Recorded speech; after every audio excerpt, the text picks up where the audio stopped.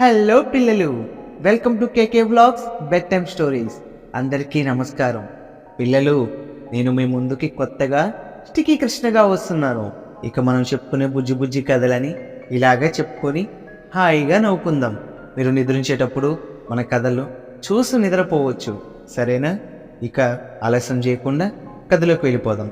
Story number 13, చాకలి వీరుడు. ఒక రాత్రి భయంకరమైన ఉరుములతో మెరుపులతో ధారాపాతంగా వర్షం కురుస్తుంది.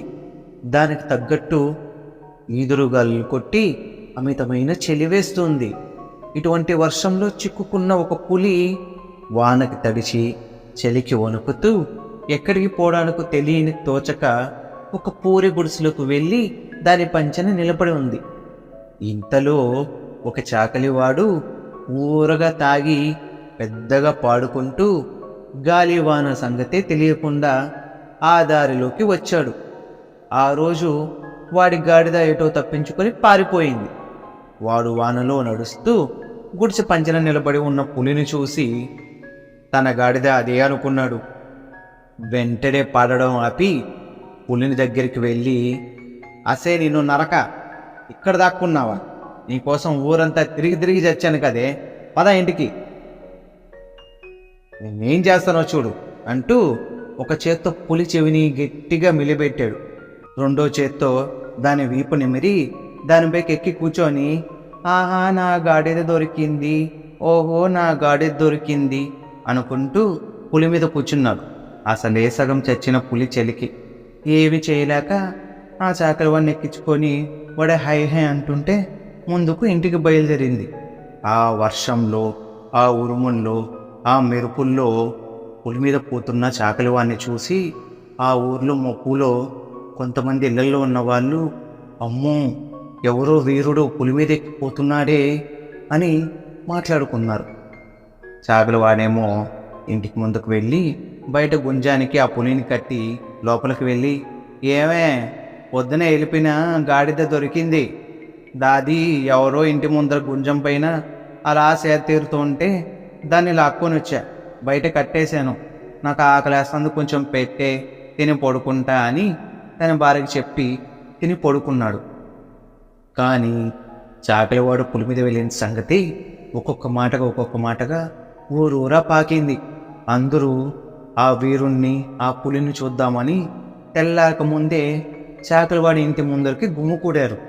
ఈ విషయం రాజుగారికి కూడా తెలిసి ఆ వింతేదో చూద్దామని రాజుగారు సకల సైనికులతో బొట్టులతో చాకలివాని ఇంటికి బయలుదేరాడు.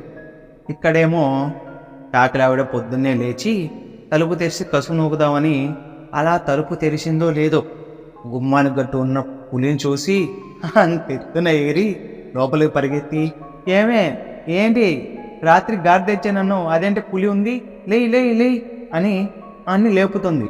ఆడు పులి అంటే పులి, నిద్రమత్తులో ఉన్నావే ఏంటి, గాడిదని చూసి పులి అంటావంటే, లేదే బయట నిజంగానే పులి కట్టేసింది అని చాకలివాడిని లేపగాని వాడు హడలిపోయి లేచి అమ్మో అనుకుంటూ మెల్లగా పాక్కుంటూ వెళ్ళి తలుపు తెరిచి ఆ గుంజం వంక చూశాడు. అంతే గాంటిస్తున్న పులిని చూసి ఎగిరిపడి అంత దూరం వెళ్ళి ముడుక్కుని కూర్చున్నాడు. ఇంత లోపల అక్కడికి రాజుగారు తన భటులతో రానే వచ్చాడు. భటుల సాయంతో ఆ పులికి కట్లు విప్పి దాన్ని అడవిలో వదిలిపెట్టి రమ్మని భటులకు చెప్పాడు. రాజుగారే స్వయాన చాకలివాడిని తలుపు తడుతున్నాడు. ఎవరింట్లో బయటికి రండి అంటూ. చాకలివాడు అమ్మో రాజుగారు వచ్చారేంటి, ఏమైందో ఏమిటో అనుకుంటూ తన వణుకును తగ్గించుకొని మెల్లగా తలుపు తెరిచాడు. చాకలివాడిని పైనుంచి కిందకు చూసి, సాహసివే, అసాధ్యుడివే, ఎలాంటి ఆయుధాలు లేకుండా పులిని పట్టావంటే నీలో పెద్ద విషయం ఉంది. ఇదిగో ఈ రోజు నుంచి నిన్ను మన దేశపు సైన్యాధిపత్యుడిగా నియమిస్తున్నాను, రా కోటకి బయలుదేరు అని తనకు కొన్ని ఇనాములు ఇచ్చి తన భార్యను వెంట పెట్టుకొని చాకలివాడిని రమ్మని చెప్పి రాజుగారు తన బట్టలతో తిరిగి ఇంటికి బయలుదేరాడు. మన చాకలివాడు తన భార్య ఆ రాజుగారి కోటలో సేనాధిపతిగా అధికారాలను అనుభవిస్తూ హాయిగా సంతోషంగా జీవిస్తున్నారు. ఇది ఇలా ఉండగా ఆ రాజ్యంపై శత్రువులు దండయాత్ర చేస్తున్న విషయం తెలిసి రాజుగారు మన చాకలివాడిని పిలిచి, ఇదిగో సేనాధిపతి, మన రాజ్యంపై శత్రువులు దండెత్తుతున్నారంట. నీవే ముందుగా మన సైన్యులకి అండగా నిలబడి ఆ యుద్ధంలో నువ్వు గెలిచి నీ వీర ప్రతాపాలతో మన రాజ్య పరువు నిలబట్టాలి అని రాజుగారు చెప్పారు. చాకలివాడు ఇదేంట్రా నాయనా ఇలా జరిగింది అనుకుంటూ, అలాగే ప్రభు, నాకు 2 రోజులు గడువు ఇవ్వండి, ఒక్కనే వెళ్ళి మాటుగా రహస్యంగా మన శత్రువులు ఏమేం చేస్తున్నారో, ఎలా మన మీదకి వస్తున్నారో గమనించి వస్తాను అని 2 రోజులు గడువు అడిగాడు. రాజుగారు సరేనని చెప్పాడు. మన చాకలివాడు తన భార్య దగ్గరకు వచ్చి, ఇలా జరిగిందంటే నన్ను ఏం చేయమంటావు? నాకు కనీసం గుర్రం కూడా ఎక్కడం చేత కాదే, ఇప్పుడు ఎలా మరి అని తన భార్యతో చెప్పాడు. అందుకు చాకలివాని భార్య, ఏం కంగారు పడకుండా ఫస్ట్ గుర్రం ఎక్కడం నేర్చుకో అని సలహా ఇచ్చింది. అసలే సైన్యాధ్యక్షుడు, అందులోనూ ధీరుడు, వీరుడు, శూరుడు అని పులిని పట్టడం ద్వారా మన చాకలివాడికి లేనిపోని బిరుదులన్నీ వచ్చి కూర్చున్నాయి. అలాంటి వాడు గుర్రం కూడా ఎక్కలేకపోతాడన్న విషయాన్ని ఎక్కడక్కడ ఎవరన్నా చూసి రాజుగారికి చెప్తే తన పరువు, ఉద్యోగం పోయి కారాగారంలో వేశారని భయపడిన మన చాకలివాడు గుర్రాన్ని రాత్రిపూట ఎక్కడో నేర్చుకుందామని ఒక మంచి మేలుజాతి గుర్రాన్ని తన గుర్ర సాగులో తెచ్చుకొని ఇంటి వెనకాల కట్టిపెట్టుకున్నాడు. రాత్రి అయ్యాక తన భార్య సాయంతో గుర్రం ఎక్కాలనుకొని ఆ గుర్రాన్ని ఎక్కడానికి ఎన్నో ప్రయత్నాలు చేశాడు. చేసి చేసి చేసి చివరాఖరున గుర్రం వెనక్కి తిరిగి కూర్చున్నాడు.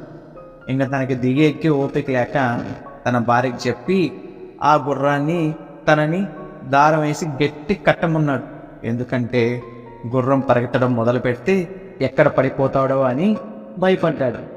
అలా భయపడుతూ పొరపాట తన భార్యతో యుద్ధానికి వెళితే ఏం చేస్తానో ఏమో అన్నాడు. వెంటనే యుద్ధం అన్న మాట విన్న ఆ గుర్రం లగెత్తింది.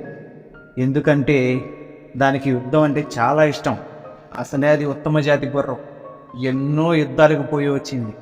బయలుదేరితే బాణంలాగా వెళ్ళిపోవడం ఆ గుర్రానికి అలవాటు. అదిగాక దానికి సైన్యాల మీదకి కూడా పరిగెత్తి యుద్ధం చేయడం చాలా బాగా తెలుసు.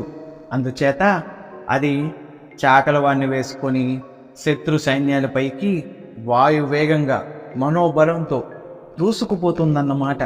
అసలుకే రాత్రి, అందులోనూ కారు చీకటి, బాగా మబ్బులు కమ్ముకొని ఉంది. ఆ గుర్రం పోయే వేగానికి చాకలివాడికి భయం, కంగారు పుట్టుకొని ఆ గుర్రాన్ని తిడుతున్నాడు. ఒసేయ్, నీ మొహం మండ, నీ కడుపు మాడ, నీకు దినం పెట్ట, నీకు పెన్నం పెట్ట, అదేం పెరగతమే, కొంచెం మెల్లగా పరిగెత్తవే, వెనకాల నేను ఉన్నాను అని చెప్పగానే గుర్రం 2 కళ్ళు రంకిలేసి ఇంకా కొంచెం స్పీడ్ వెళ్ళడం మొదలుపెట్టింది. ముఖం వెనక తిప్పి ఉండడం వల్ల చాకలివాడికి ఆ గుర్రం ఏ వైపు పోతుందో, వాడిని ఎటువైపు తీసుకెళ్తుందో కొద్దిగా కూడా తెలియటం లేదు. కానీ కాస్త దూరాన మన చాకలివాడికి గుర్రాల సకిలింపులు, జనాల కలకలలు వినిపిస్తూ ఉన్నాయి. కొద్దిగా గుర్ర వైపు తిరిగి అలా తిరిగి చూశాడు. చూసేసరికి శత్రు సైన్యాల దేరాలు, వందలాది మంది శత్రువులు కనబడ్డారు. వెంటనే మన చాకలివాడికి పై ప్రాణాలు పైనే పోయినాయి. గుర్రం పరుగేమో ఆపటం లేదు. వీడికి ఎలా ఆగాలో తెలియటం లేదు. ఉపాయం ఆలోచిస్తూ ఉండగా వాడి పక్కనే ఒక చిన్న తాటి చెట్టు కనిపించింది. ఆ తాటి చెట్టుని గట్టిగా వాటేసుకున్నాడు. అయినా మన గుర్రం ఆగొద్దా? ఆ తాటి చెట్టును కూడా లాక్కొని గుర్రం వేగంగా ఆ సైన్యం మీదకి దూసుకుపోతుంది. ఆ శత్రు సైన్యంలోనూ కొంతమంది సైనికులకు ఎక్కడో గుర్రం అలికిడి వినిపించి అలా చూడగా ఆ మబ్బులో ఆ గుర్రం మీద వేగంగా ఎవరో ఒక వీరుడు ఒక పెద్ద బ్రహ్మాండమైన ఆయుధం తీసుకున్నట్టు కనిపించింది. ఇంత అర్ధరాత్రి వేళ ఒంటరిగా ఈ వీరుడు వస్తున్నాడంటే వీడు మానవ మాతడు కాదు, ఒక్కడే వచ్చి మనందరినీ ఆ బ్రహ్మాండమైన ఆయుధంతో చంపేస్తాడని ఆ శత్రువులు, పారిపోండి పారిపోండి, శత్రువులు ఒక్కడే వస్తున్నాడు, చంపేస్తాడు, పారిపోండి, ప్రాణాలు కాపాడుకోండి అని అరవడం మొదలుపెట్టాడు. దెబ్బకి అక్కడున్న సైనికులందరూ వాళ్ళ దేరాలు, గుర్రాలు విడిచిపెట్టి ఎక్కడ వారు అక్కడ పారిపోయినారు. చాకలివాడు శత్రు శిబిరానికి చేరుకునేసరికి ఒక్క పురుగు కూడా లేదు. గుర్రం కూడా ఎవరు లేకపోయేసరికి ఆగిపోయింది. చాకలి కట్టిన కట్లన్నీ క్రమంగా ఊడిపోయి చాకలివాడు సొర తప్పి సొమ్మసిల్లి పడిపోయాడు. మరునాడు స్పృహొచ్చిన చాకలివాడు ఆ గుర్రం మీద వెళ్ళి రాజుగారు సభలో ఉండగా, మహాప్రభో, శత్రువులు పిరికి వేదను నా ఒక్కడి దెబ్బకే తట్టుకోలేక కాలినడకన పారిపోయారు. మన సైన్యాలు కూడా అవసరం లేదు ప్రభు అని విన్నవించుకున్నారు. రాజుగారు ఎంతో సంతోషించి ఆ చాకలివాణ్ణి పిలిచి, ఇదిగో సేనాధిపతి, నీవు చాలా పెద్ద వీరుడివి. ఇలాంటి వాడు మా పక్కన మా యందు ఇలా సేనాధిపతిగా కాకుండా రాజుగా ఉండాలని గౌరవిస్తూ, ఇదిగో నీకు కొన్ని ఊర్లు ఇస్తున్నాను, ఇదిగో ఈ కొంచెం దండం పట్టుకో, ఆ ఊర్లు పాలించుకుంటూ చక్రవర్తిగా నా కింద నువ్వు రాజుగా ఉండు అని ఆ చాకలివానికి రాసులు ఊర్లు అన్నీ కట్టబెట్టాడు. చాకలివాడి పేరు చెప్తే చాలు శత్రువుల గుండెలు హడలెత్తిపోవడం మొదలుపెట్టింది. ఆ దేశం మీదికి మరి ఏ శత్రువు దండెత్తి రాలేదు. చాకలివాడు తన భార్య ఆ ఇచ్చిన ఊరిని పాలించుకుంటూ హాయిగా జీవించడం మొదలుపెట్టారు.